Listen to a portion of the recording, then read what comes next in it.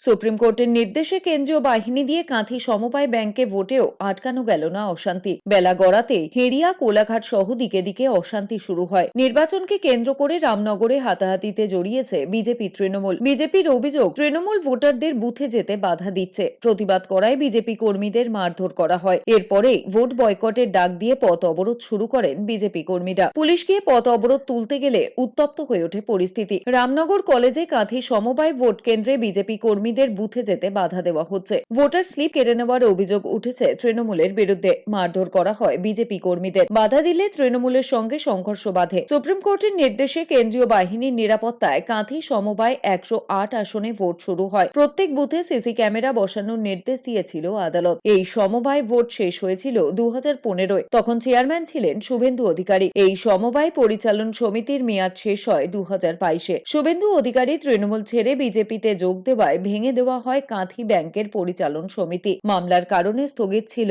সমবায় নির্বাচন। ভোটার ঢুকতে চেয়েছেন, কিছু ডালমে কুচকালে এটা বোঝা উচিত ছিল।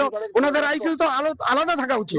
এই সমস্ত ভোটার, একবার টিনেজের ভোটাররা সব ঢুকেছে, ভোট ম্যানিপুলেট করার চেষ্টা করেছিল। আমরা ওখানে বাধা প্রোটেস্ট করেছি এবং যেই বলেছি শেয়ার লেজার নিয়ে আসুন, নিয়ে এসে প্রত্যেকের সই সিগনেচার মেলান, তখনই ভয়ে সকালে দৌড়ে পালিয়ে এসছে। এটা কি ধরনের ভোট? সব জায়গায় একটা অর্থনৈতিক প্রতিষ্ঠান, এই অর্থনৈতিক প্রতিষ্ঠানে যদি এইসব ম্যানিপুলেট করে যারা যেতে, তাহলে ব্যাংকটাকে তুলে দেবে।